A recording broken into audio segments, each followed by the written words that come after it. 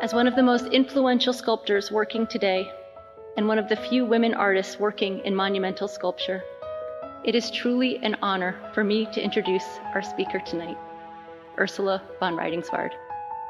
Her illuminated sculpture, Elegant Couture, was installed on campus this past July,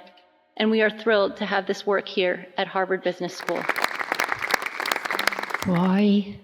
do I make art? It is not a question I find easy to answer with any kind of clarity, but I will try to poke around some possibilities. Why do I make art? Mostly to survive, to ease my high anxiety, to numb myself with the labor and the focus of building my work. The process by which I concretize my ideas feels so good, because invariably, especially with the monstrous pieces, run into intense anxiety moments from which I have to unravel myself, because there's a pleasure in it, because there's pain in it, because I endure a hefty load of self-doubt, because I have confidence in the possibility of seeing this work through, because I see life as being full of abominations,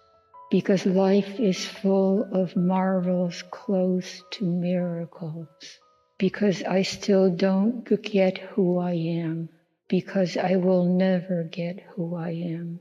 because my deepest admiration goes to those who have made art that has interested me, because I want attention from those who make good art, because I need to use both my body and my mind. The labor of my body is what keeps me awake and alive, what numbs me and offers a kind of veneer between me and the things of life which are painful to face. Because the visuals, that which I perceive through my eyes, are extraordinarily important part of my life,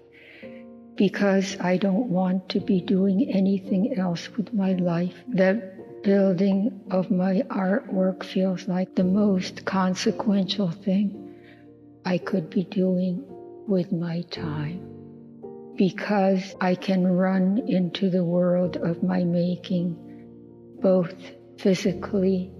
and mentally, because I like working with a group of assistants who become another kind of family, because I like the daily rhythm of going to my studio, because it's a place to put my pain, my sadness, because there's a constant hope inside of me that this process will heal me, my family, and the world, because it helps fight my inertia, because I like embroidering around my long ago Polish fantasies, because I can reach into the future with my work, because I constantly need to try better understand the immense suffering and pain of my family that I never seem to be able to really understand. And also because I want to get answers to questions for which I know there are no answers.